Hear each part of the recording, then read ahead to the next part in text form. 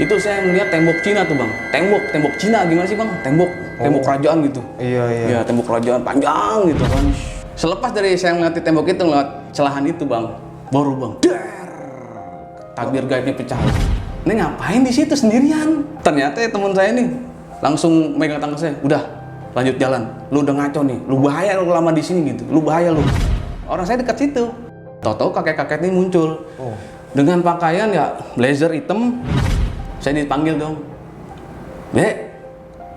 Saya nengok ke belakang dari setempat, ranger setempat, bahwa kalau bertemu dengan kakek-kakek itu di jam 3 sampai jam 4, itu dia adalah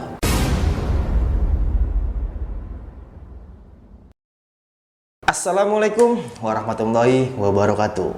Balik lagi sama gua Badru Caps Lock. Kali ini sob, gua kedatangan lagi nih salah satu narasumber pendaki lawas. Pendaki lawas apaan sih bang? Pendaki lama. Dan dia pernah naik gunung sama gua ke Gunung Gede tahun 2006.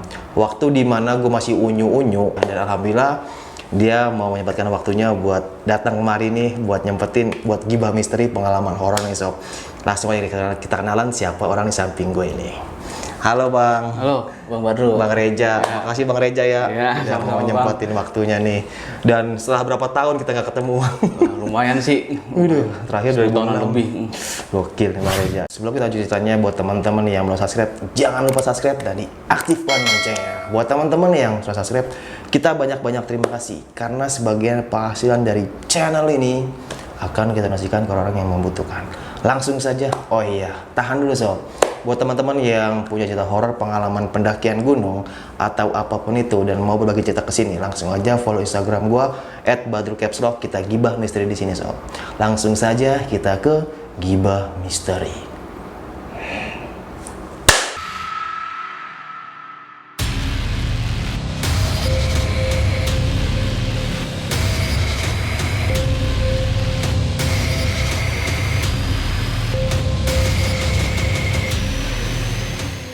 Gimana nih Bang Reja pengalaman waktu ke Gunung Gedenya Bang? Itu kejadiannya saya mendaki membawa 24 orang peserta. Iya. Itu semuanya itu kebanyakan pelajar bang. Oh pelajar. Yang baru berkecimpung dalam dunia pendakian. Iya, jadi waktu itu Bang Reja jadi abang-abangannya dia nih. Abang-abangan lah ya. Iya, seniornya nih. Iya. Kita berangkat 24 orang dari Jakarta menggunakan transportasi dari instalasi militer nih bang. Sampainya di Gunung Putih jam 4 nih bang.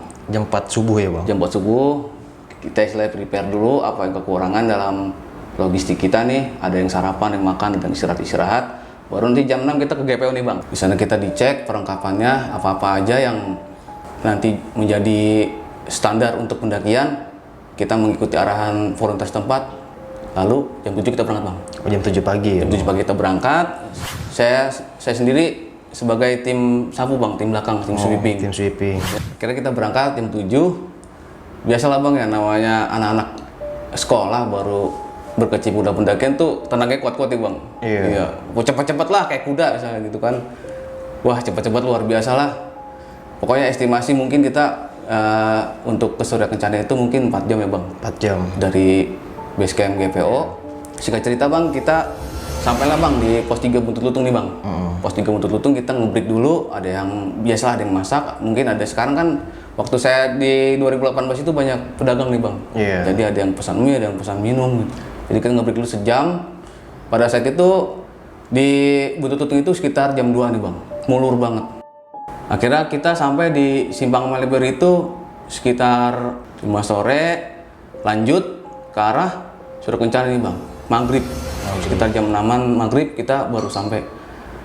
Nah gini nih bang nih, anak-anak yang baru ini mungkin bingung ya bang. Mau naruh tenda di mana gitu, mau ngecamp di mana, padahal mereka kan baru pertama kali gitu. Jadi seluruh kota pendakian yang saya bawa ini menunggu bang. Saya menunggu dah di situlah. Ya saya tukar posisi tuh bang yang di tim leader. Akhirnya di situ. Yang di belakang nih saya amandatin buat kayak si Rehan, kayak si Doyok, kayak si Ezi itu untuk tim sapu belakang bang, gantian. Nah di sini bang nih kejadian mistisnya dimulai nih bang. Dari Surya Kencana itu ya Bang Reja? Iya, dari Surya Kencana ini awalnya turun kabut pekat tuh bang. Turun kabut pekat, gelap tuh bang. Kabut gelap. Kabut, biasanya kan kabut itu putih bang. ini kabutnya pekat gitu kayak kebakaran lah, asap-asap bani bakar lah bang ya. Seperti itu keadaannya, saya udah mulai was-was. Waduh, ada apa nih? Kita udah mulai harus waspada. Gitu. Lalu saya instruksikan kepada teman-teman yang lain agar tetap waspada, senter digunakan dengan sebaik-baiknya gitu bang. Pertengahan sudah kencana, kejadiannya ini gini bang. Jadi teman saya yang belakang ini, biasalah kalau namanya baru baru mendaki, dia itu lelah, banyak yang lelah. Nah, diinstruksikan kepada yang tim belakang, udah tukeran tas aja. Ini tas lu bawa, nanti di depan nama Areja, tuker yang depek. Gitu. Ternyata yang diamanatkan ini namanya Irham nih bang. Nah, si Irham ini nggak muncul-muncul juga. Sudah 1 jam, istilahnya yang di belakang kan nunggu dia tas yang depek mau diambil gitu. Tukeran gitu. Ternyata yang di belakang belum menemui juga tuh Irham. Langsunglah tim dari belakang tuh ke depan bang, tempat saya nih bang nih, tim leader. Nah di tim leader itu saya ditanya, Areja tadi Irham kesini mau nukerin tas. Ah perasaan Irham belum kesini gitu. Udah ada setelah setengah jam lalu kesini saya suruh. Saya belum nemuin gitu. Lalu cari dah gitu kan. Ternyata kita sweeping dari depan ke belakang itu ternyata Irhamnya nggak ada bang. Irhamnya nggak ada bang. Hilang. Mungkin di sini kejadiannya mungkin buat saya shock ya. Soalnya kalau dalam keadaan hilang nanti saya bisa kepolisian gitu kan. Tanggung jawab ke keluarganya gitu kan. Pihak TNGP juga dibikin repot gitu kan. Akhirnya saya sweeping tuh bang di sekitar areal itu beberapa teman saya nih. Akhirnya saya panik tuh bang di situ bang. Saya istilahnya bener-bener pucat lah. Gimana nih hilang nih ya. Kalau ketilep misalnya ketilep gaib, waduh bahaya banget gitu ya. Saya bisa bertanggung jawab gitu kan. Akhirnya saya di situ berdoa tuh bang. Akhirnya dalam keadaan panik itu bang, ternyata di belakang tim sapu itu Irham itu muncul bang. Dari belakang. Dari belakang. Awalnya saya lihat kabut putih itu bang. Ternyata Irham itu di kabut itu keluar bang. Tiba-tiba muncul. Muncul tuh bang si Irham itu bang, lari. Langsung saya tangkep. Kenapa lu? Saya bilang gitu kan. Udah di mana aja? Enggak. Oh lu pucat banget gitu. Enggak, ntar ceritanya ntar aja. Oh yaudah deh, yang penting lu makanya lu jangan kemana-mana, apa harus koordinasi. Udah ntar aja. Oh udah ketemu kan, akhirnya alhamdulillah gitu kan. Pokoknya kita nggak gubris lah di kejadian itu saya sendiri tuh nggak gubris lah. Yang penting ya anak ketemu. Akhirnya sampailah bang Surya Kencana Barat ya bang ya. Di situ memang sangat penuh bang. Ramai ya pendaki. Ramai buat lapak kayaknya susah gitu. Jadi saya mundur 100 meter dari alun-alun Sunda Kencana Barat untuk mendirikan tenda. Nah, pada saat tenda itu selesai didirikan, itu nggak langsung masak bang, semua langsung tidur bang. Langsung tidur, termasuk saya juga udah. Yang penting istilahnya nggak ada inilah, yang penting yang tadi kejadian udahlah. Yang penting kita istirahat dulu gitu. Nah sekitar jam 2-an saya bangun nih bang. Ngebangun apa? Pokoknya saya bangun lah, saya ngecek tenda-tenda teman-teman saya nih, ya kan adik-adik saya ini gimana sih keadaannya gitu kan. Ternyata di situ Irham masih ada bang. Irham itu seperti kayak bengong gitulah. Kayak ada yang dipikirin, saya cerita di situ ada tenda situ yang agak kosong, saya ngobrol di situ bang. Kenapa lu tadi? Kok bisa nggak ada? Tadi awalnya saya bawa keril buat ditukerin sama depek buat tim belakang, soalnya banyak yang ngedrop gitu. Ternyata saya ngebawa tas keril ini, tahu itu posisi kabut hitam itu pekat gelap, dia masuk ke situ, tahu itu udah sepi katanya. Oh udah sepi? Udah sepi, tadi kan rame di depan sama di belakang itu ramai bang, jadi sejajar gitu anak-anaknya gitu, jadi nggak ada yang salip-salipan lah pokoknya berendengan gitu. Ternyata di situ sepi itu bang, sepi, kata dia udah nggak ada orang, gelap pekat, nggak ada suara apapun, tapi dia tahu ini adalah dia sempat istilahnya ke tanah gitu, saking gelapnya dia ngerabang-rabang tanah itu adalah rumput gitu, rumput Surya Kencana, cuman gelap bang, nggak ada orang gitu kan, sepi banget, sampai dia berteriak-teriak juga nggak ada orang. Lalu tahu-taunya bisa keluar gimana? Nggak tahu, saya lari aja. Ada kayak sinar putih gitu, saya keluar nggak taunya anak-anak ketemu katanya begitu. Iya.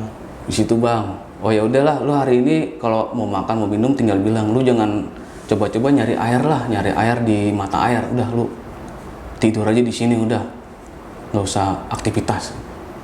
Akhirnya tadinya estimasi waktu ya bang ya buat muncak setengah 4, akhirnya anak-anak bangun jam setengah 8 pagi. Jadi kita nggak sempet foto-foto sunrise gitu bang. Kita kan lintas nih bang ya, lintas melewati puncak gede, baru kita nanti turun Cibodas. Kita jam 9 nih bang baru jalan bang, jam 9 baru jalan, nyampe puncak gede itu jam setengah 1 siang. Soalnya apa bang? Jalurnya sangat penuh gitu.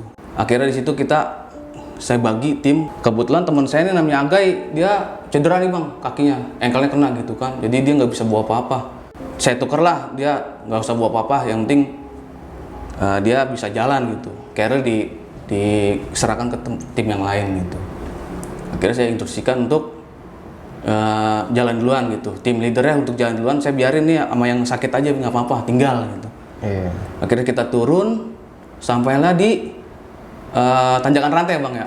Saya nggak mau itu nyebut tanjakan setan, kayaknya nggak bagus. Tapi nama aslinya tanjakan setan ya. Biasa dikenal sama pendaki itu tanjakan setan. Itu tanjakan rantai kan sebenarnya. Iya.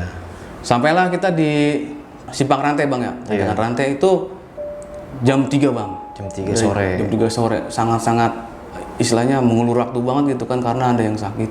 Pada saat kita ngeres untuk bergantian turun lewat tanjakan rantai itu bang ya, biasalah kan ada namanya perdana, anak-anak maunya turun lewat situ gitu, dipoto dari bawah gitu kan.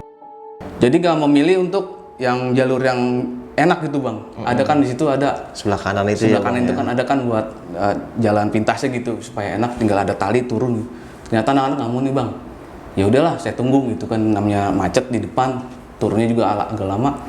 Tiba-tiba nih bang, muncul sesosok kakek-kakek nih bang. Kakek-kakek. Memang di luar nalar bang ya. Kalau orang turun, pendaki turun dari arah puncak ke arah tanjakan rantai ini, pasti kan ada suara tuh bang, debuk, debuk, debuk, debuk, debuk. Apalagi kalau lewat misalnya dia mau naik lewat bawah kan kelihatan. Orang saya dekat situ. Tahu-tahu kakek-kakek ini muncul dengan pakaian ya blazer hitam, celana hitam, sendal jepit, dan membawa 1 bungkus biskuit. Biskuit. Saya dipanggil dong. Dek. Saya nengok ke belakang. Ih. Oh, Abah, iya Bah, kenapa Bah? Udah kasihan, adek kan bawa temennya perempuan tuh, dia jangan lewat situ bahaya, mending lewat sini aja. Udah lewat sini aja, di situ bahaya. Oh, iya Bah. Abah pedagang di sini. Ah, saya bukan pedagang, saya mah di sini mah sering bolak-balik. Oh, kata si bapak itu. Si bapak itu gitu, sering bolak-balik.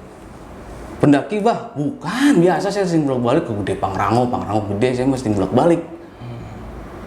Saya belum menggubris tuh bang ya, misalnya itu sosok gaib atau tidaknya saya belum ke situ gitu, belum nalar gitu.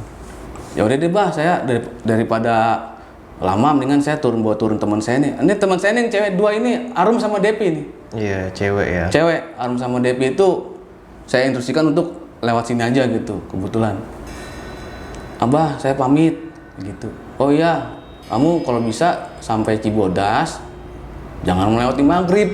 Saya pikir, nggak mungkin, ini aja jam 3 gitu kan. Kalau untuk ke Cibodas maghrib, wah kayaknya nggak mungkin banget. Oke deh Bah, makasih ya Bah ya. Gitu. Ya udah hati-hati, gitu kamu harus fokus. Kasihan yang teman kamu itu yang agak sakit kakinya, kasihan dulu, kamu tetap jaga aja dia. Akhirnya saya pamitan di situ bang. Pamitan saya turun. Nah teman saya ini curiga nih. Teman saya yang bersama saya yang duduk yang tadi di atas, saya dicolek. Ja, lu sadar gak sih Ja itu? Orang apa bukan? Ah orang, masa sih orang nggak pakai apa-apa, pakai sendal jepit dengan membawa biskuit. Terus dia ngomong bolak-balik, sering bolak-balik ke Gede Pangrango itu, lu nalar gak sih? Iya juga ya. Ah saya cek lah. Kebetulan belum jauh bang, posisinya itu yang batu putar itu loh bang, yang buat istirahat kalau di tanjakan setan tuh, tanjakan rantai itu. Yang di bawah iya. itu. Saya balik ke situ orangnya udah nggak ada bang. Si kakek itu udah nggak ada. Nggak naik ke atas gitu bang? Apa? Nggak naik ke atas, nggak ada, pokoknya pas dibuat tali itu saya cari udah nggak ada. Di atas itu udah nggak ada bang, udah sepi, anak-anak pada turun. Di situ saya, iya juga ya, tapi saya nggak mikir itu sih, saya mikirin bapak TNI ini nih nunggu. Soalnya kan janjian saya jam 11 siang. Mobil itu ya? Mobil ya, takutnya dimarahin lah. Singkat cerita nih bang ya, sampailah di pos Kandang Badak nih bang. Kandang Badak itu udah 5:30 sore bang. Aduh, saya udah nggak bisa ngebayangin ya kalau 5:30 untuk nyebrang kesananya melewati air panas sampai Cibodas kayaknya nggak cepat. harus membutuhkan waktu lama gitu. Akhirnya saya instruksikan yang bagi yang duluan nyampe untuk bergegas gitu bang, biarinlah tinggalin gua gitu. Lu yang penting lu sampai Cibodas secepatnya lu laporan sama PTNI ada yang cedera gitu. Akhirnya bang, tim leader ini berangkat tuh bang, saya tinggalin berdua, lalu saya melanjut ke perjalanan, sampailah di Kandang Batu nih bang. Kandang Batu udah gelap-gelap nih bang nih. Oh, udah gelap ya. Menjelang maghrib. Nah saya itu biasalah bang lah prepare baterai, saya ganti-gantiin tuh baterainya. Center maksudnya, center saya ganti-ganti, saya ganti yang baru untuk melewati malam yang sangat mencekam nanti di depan. Iya. Bang, saya persiapan, saya berdoa dulu, saya berdoa di situ. Lu masih kuat gak? Gitu, saya tanya ke teman saya. Kuat, cuman pelan-pelan, udah nggak apa-apa. Yang penting bisa jalan, yang penting center ada. Gitu. Yaudah bang, saya bismillah dari situ sampailah bang di air terjun panas nih bang, maghrib. Iya. Jam 6 lewat lah, jam 6.15 pada saat itu ya udah mulai gelap. Sebelumnya saya di air terjun air panas itu sebelumnya kan tuh bang ada base camp ya bang ya, istilahnya Shelter gitu shelter ya. lah, shelter. Nah di situ banyak yang nenda tuh bang. Saya lewat, saya dipanggil, bang udah ngecamp aja lagi, ini udah maghrib. Bahaya kalau dilanjutin terus sampai ke Cibodas sudah maghrib. Iya tapi temen gue sakit. Udah lu istirahat aja nih, gue ada tenda. Lu rombongan yang tadi yang anak-anak sekolah udah jalan udah jauh kata dia gitu. Gue bukannya nolak ya, ini permasalahannya gue janji sama TNI gitu. Mau nggak mau gue harus cepet-cepet turun. Oh ya udah bang kalau begitu hati-hati bang ya. Ya udah saya melanjut perjalanan tuh bang. Dengan gelap, dengan dingin yang luar biasa pada saat itu ya. Akhirnya kami sampai di shelter Batu Kukus 2 tuh bang. Ada fenomena yang saya jumpai di situ. Istilahnya saya lagi capek, saya nyenderan di pos itu bang ya. Di bangunan itu tuh yang di Batu Kukus. Itu saya lagi bengong. Itu ada kunang-kunang gede banget bang. Kunang-kunang. Segede jempol lah. Kalau kunang-kunang itu kan kelap-kelip kecil. Kalau dia enggak, nyala lama mati. Nyala lama mati. Itu saya liatin gitu bang. Nah ternyata nih kunang-kunang ini ke samping shelter bang, tembok, samping saya kejar ya. Kata temen, ngapain sih? Enggak, ini kunang-kunang bagus. Udah jangan, udah pikir aja sendiri gitu. Temen udah merasa nggak enak di situ gitu. Ternyata saya bangun, saya melipir ke pinggiran shelter. Di situ ada sosok bang. Apa tuh? Perempuan sosok cantik. Biasalah rambutnya panjang, cuman nggak serem sih. Kalau buat saya sih. Cantik, parsnya putih gitu kan, biasalah kayak wanita-wanita gimana sih, biasalah pakai daster apa bawah. Saya tuh spontan negur bang, "Neng ngapain di situ sendirian?" Saya begitu ngomong. Ternyata teman saya nih langsung megang tangan saya, "Udah lanjut jalan, lu udah ngaco nih, lu bahaya lu lama di sini gitu, lu bahaya lu." "Enggak, itu cewek cakep banget, udah lu jangan, udah jalan nanti jalan." Saya ditarik bang. Posisinya mungkin ketakutan ya, dia tuh maksa saya gitu bang. Istilahnya kakinya aja udah nggak sehat gitu kan, dia maksa saya untuk turun gitu dengan sangat cepat. Ini anak geragas banget sih turun, tadi di belakang kayaknya terlunta-lunta gitu kan. Pokoknya dia supaya saya jangan lama-lama di situ gitu. Akhirnya saya turun tuh bang, saya nggak gubris yang perempuan ini lagi. Namanya yang orang yang sakit ini kan 5 langkah 10 langkah ngeres bang, 5 langkah 10 langkah ngeres, jadi apapun kita bawaannya di carrier terasa berat gitu, karena berat, satu berat mental, kedua berat karena terporsir karena lambatnya tempo pendakian gitu bang. Akhirnya kita sampai di Rawadenok 1 ya bang ya, Rawadenok 1 menuju ke Panjangcangan nih bang. Nah di sini saya ketemu fenomena lagi nih bang. Pada saat saya turun itu saya melihat tembok Cina tuh bang, tembok Cina gimana sih bang, tembok kerajaan gitu. Iya, tembok kerajaan panjang gitu kan. Saya ingat banget itu kotak-kotak kayak bata. Ya warnanya kuning gitu kan ya.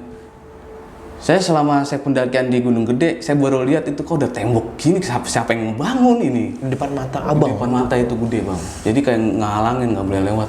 Iya. Waduh kalau cara gini mah kita lewat mana ya? Niat apaan sih lu Jak, kata temen. Niat apaan sih lu? Ada tembok di depan gede banget. Mana lu? Ini halu kali? Enggak, udah ada di mana biar dah. Dim dulu.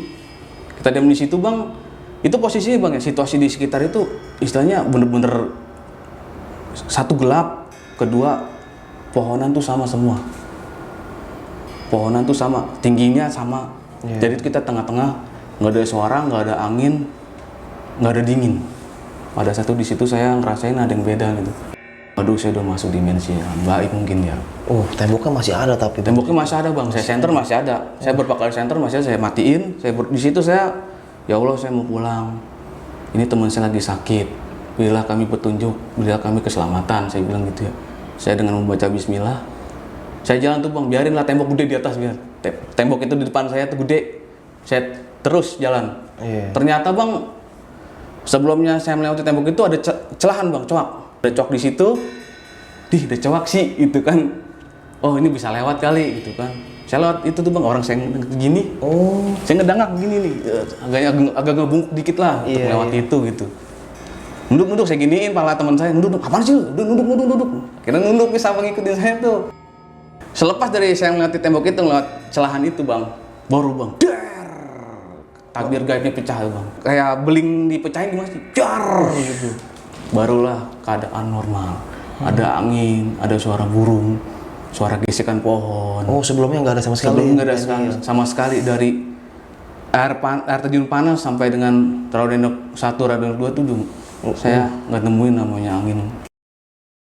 Suara-suara binatang itu nggak ada, bener-bener pekat di dalam situ. Ternyata saya lewat situ, tabir itu pecah tuh bang. Dar, kayak piring dipecahin gimana sih, beling gitu. Iya. Biar, baru itu normal bang. Kelihatan baru tabir-tabir malam tuh, apa namanya siluet-siluet malam tuh kelihatan nggak kalau di pohon-pohon. Itu baru kelihatan tuh. Terus angin sepoi baru normal. Alhamdulillah ya Allah. Merinding gue Bang Reja. Iya. Nah, dari situ menuju ke Cibodas. Alhamdulillah saya berdua selamat sampai di Cibodas itu jam 1 bang. Jam 1 malam ya bang. 1 malam, alhamdulillah saya sudah melewati itu meskipun Bapak TNI mungkin nanti marah-marah gitu karena sesuai janji kita udah istilahnya udah mulur waktu banyak.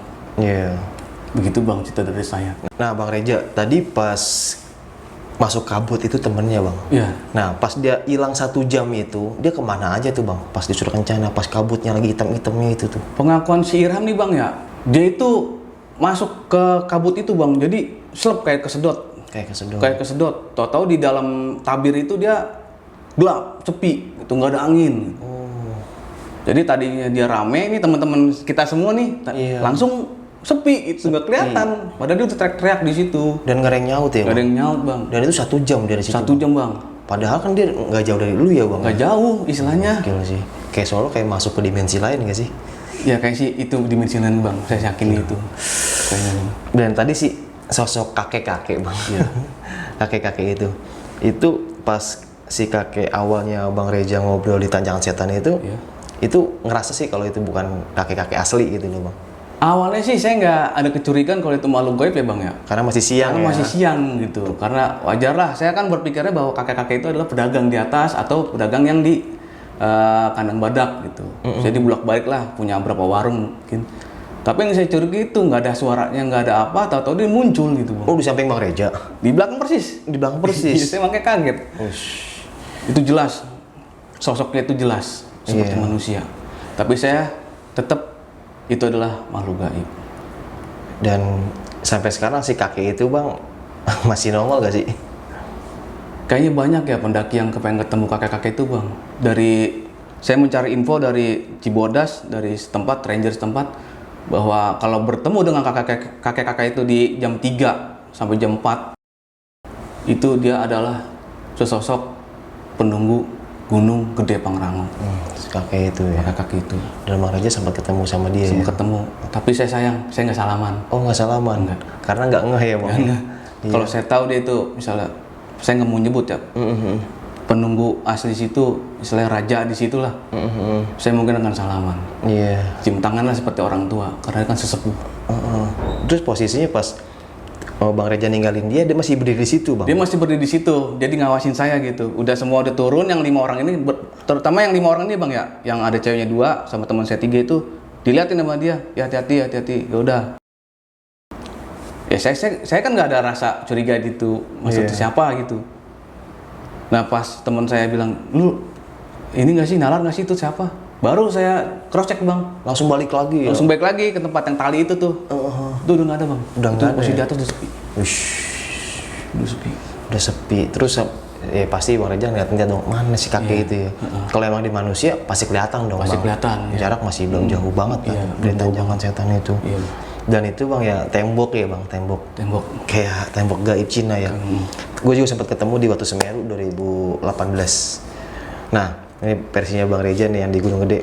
Itu Bang jelas banget Bang depan mata itu. Itu jelas Bang. Yang lihat Bang Reja apa semuanya tuh? Ada apa beberapa tuh yang? Enggak saya, teman saya aja nggak ngeliat. Saya dibilangnya gila lu, halu lu gitu. Tembok apaan ini hutan ja? Iya ngerti. Ya udah daripada saya berdebat. Nggak saya diem. Tapi itu bener tembok Bang. Iya. Karena gue Saya berapa kali center itu masih mantulin temboknya.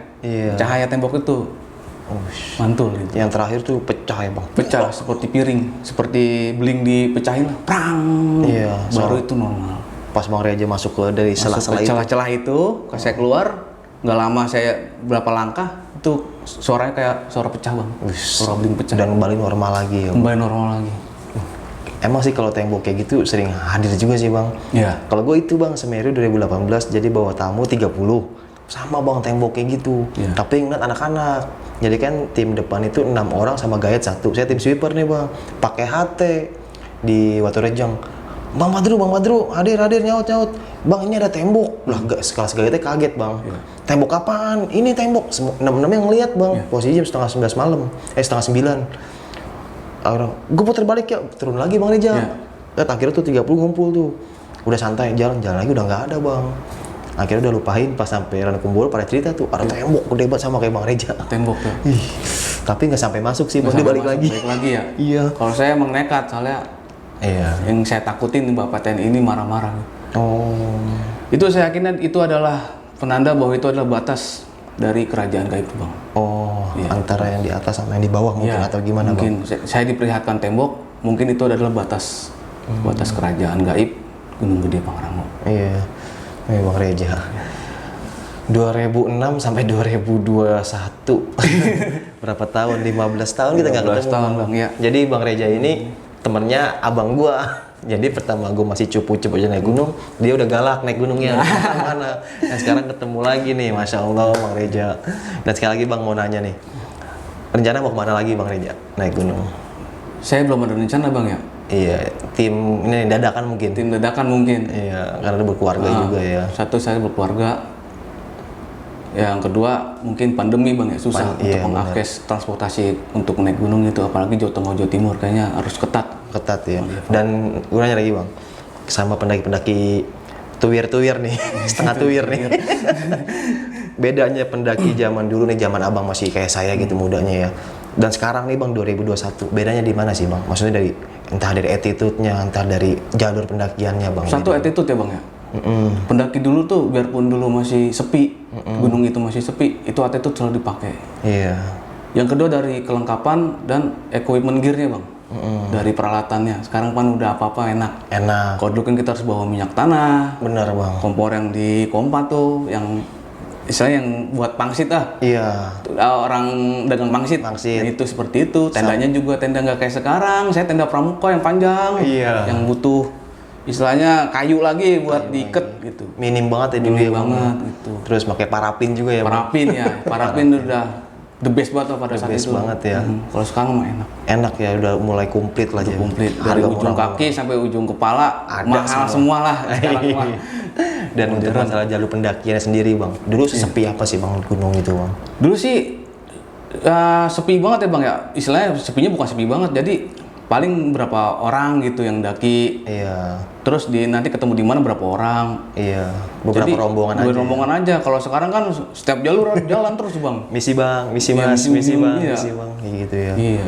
Yang kedua juga apa istilahnya aura gaibnya juga lebih kentalan zaman dulu. Kalau sekarang kan banyakan pendaki daripada setannya gitu. Iya. Jadi kan setannya, tempat gue tempatin, gue pinggir lah gitu ya. Itu Bang. Iya. Dan Bang Reja ini salah satu leader juga ya di komunitasnya ya Bang ya. Maksudnya dituain lah ya. Nggak juga baik yang tua sih. Udah tua padahal. Ya. Jadi setelah berapa belas tahun kita nggak jumpa, ketemu lagi. Tadi gue masih ada fotonya Bang Reja, ntar gue tampilin nih foto kita waktu pertama kali gue naik gunung. Oh iya, waktu di mana tuh ya? Saya lupa tuh. Di Surya Kencana. Oh Gunung Gede Surya Kencana ya? Waktu sama Kak Danang.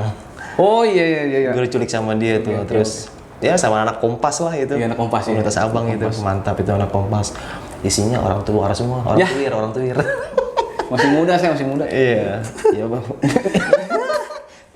Umur boleh banyak, tapi jiwa muda ya. Jiwa Bang? muda nggak apa-apa. Jiwa muda. Daripada tua baperan.